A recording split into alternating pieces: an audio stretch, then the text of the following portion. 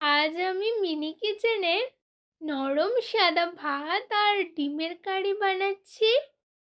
অল্প একটু চাল ভালো করে ধুয়ে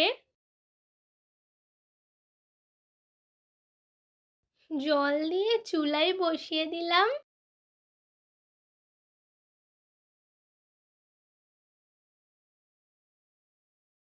ধীরে ধীরে রান্না হবে নরম ঝরঝরে ভাত।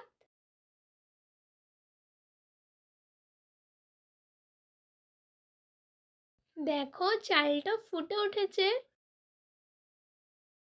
সোড়াটা নামিয়ে ভাতটা একটু দেখে নিলাম। চালটা সেদ্ধ হয়ে গেছে। এবার নামিয়ে নেব। আবারও ঢাকনা দিয়ে নামিয়ে নিলাম হাঁড়িটা।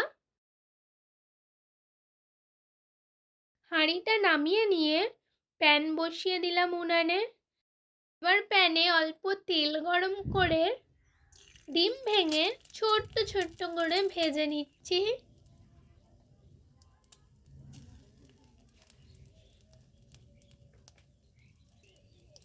হালকা লবণ দিয়ে দু পিঠ সোনালি করে ভেজে তুলে রাখলাম আলাদা করে।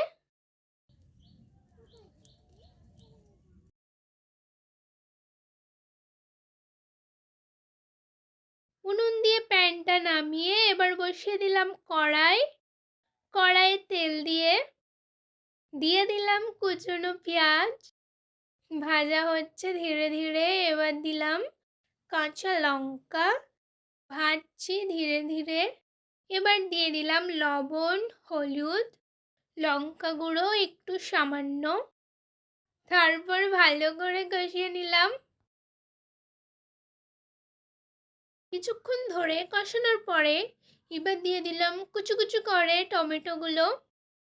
দিয়ে আবারও ভালো করে কিছুক্ষণ কষে নেব। টমেটোগুলো আরও ভালো সেদ্ধ হওয়ার জন্য কিছুক্ষণ ঢাকনা দিয়ে রেখে দেব।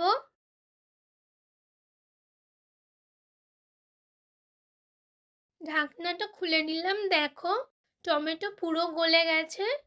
এবার আরেকটু নাড়াচাড়া করে নিয়ে দিয়ে দেব পরিমাণ মতো জল। ভাজা ডিমগুলো দিয়ে দিলাম কারিতে। ধীরে ধীরে ফুটতে দিলাম। এদিকে ভাতও হয়ে গেছে। প্লেটে নরম ভাত আর ডিমের কারি সাজিয়ে দিলাম সুন্দর করে। ছোট্ট রান্না, কিন্তু খুবই শান্ত আর তৃপ্তিকর।